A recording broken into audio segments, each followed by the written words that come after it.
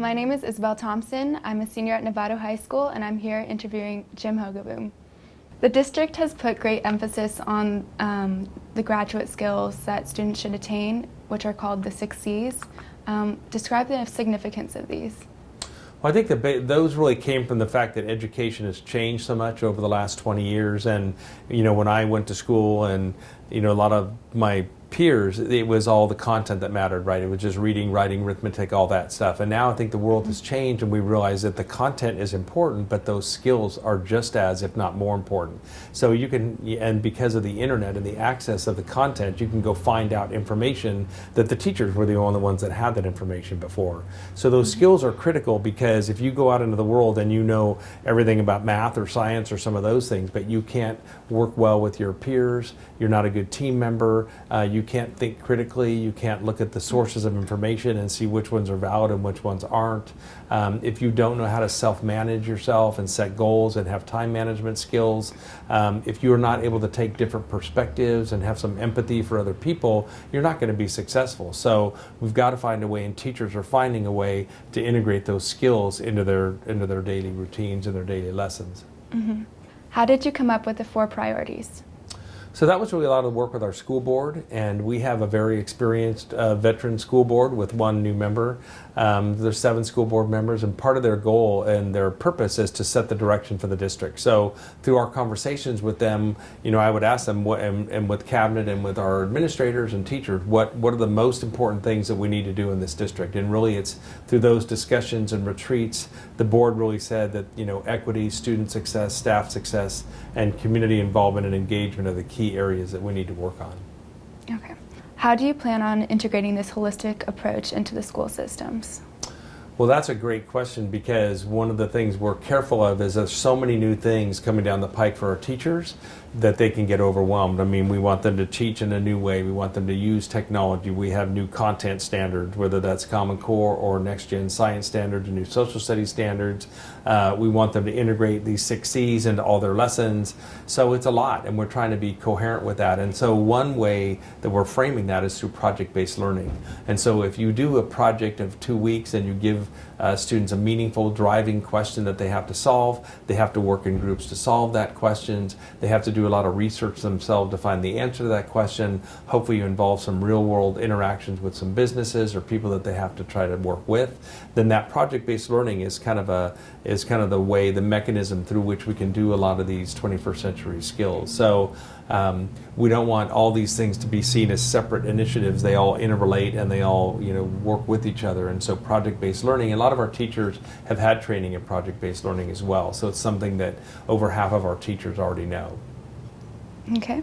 What can we expect to see with the next generation science standard? Yeah, well, the Next Gen Science Standard, just like the Common Core, really is asking students to think more deeply and more critically about what they're doing.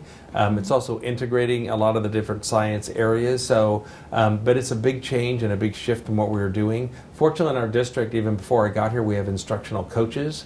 And so those coaches go off with teams of teachers and are attending a lot of the trainings about the Next Gen Science Standards. And one of the things we're working on is trying to get curriculum and projects that'll bring those in there, because it's a lot, especially for an elementary teacher who's teaching not only science, but math and English and social studies and all that. So we're really relying on those leaders, our instructional leaders, to go to the trainings and find out how to integrate and really bring those lessons to life.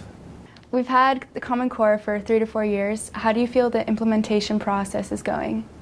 Yeah, I think it's going well, and I think Common Core has been a great thing. It wasn't imposed on us by anybody. It was really a need that our governor saw, really, to have a common curriculum. And so states were given the choice. I'm really glad that California is one of the states of the 47 that went along with the Common Core, because again, it asks our students not just to regurgitate facts, but actually to think more deeply and critically about the subjects. And so, in math, that has to do with the 8 mathematical practices, which are problem solving and finding patterns and things like that. And with language arts, it's really integrating literacy into all of the subjects that we have. So we've been, again, it's our 3rd or 4th year, and I think it's taken everybody a while to get used to those standards. And the standards aren't enough. That's just a standard. The teachers then have to figure out how do you develop a curriculum around those standards.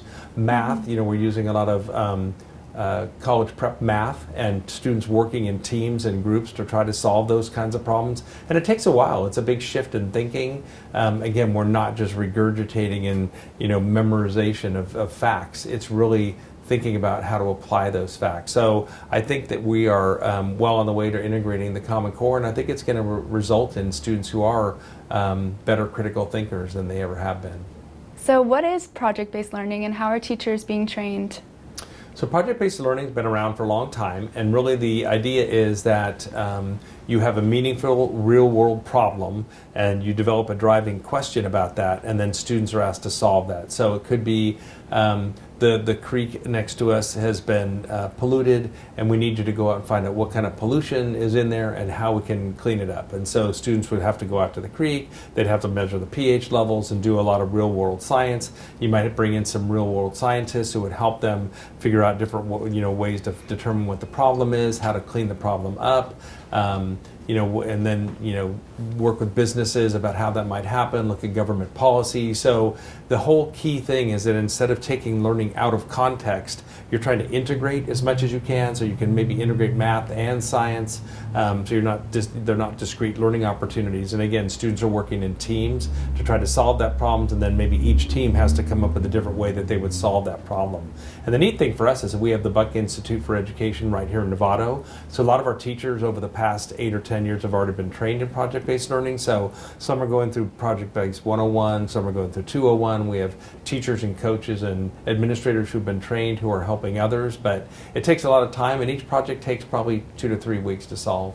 So we did produce a video that kind of shows what project-based learning is all about, and you can find that on our website, and it really takes you through what the different elements are from a teacher's perspective and a student's perspective.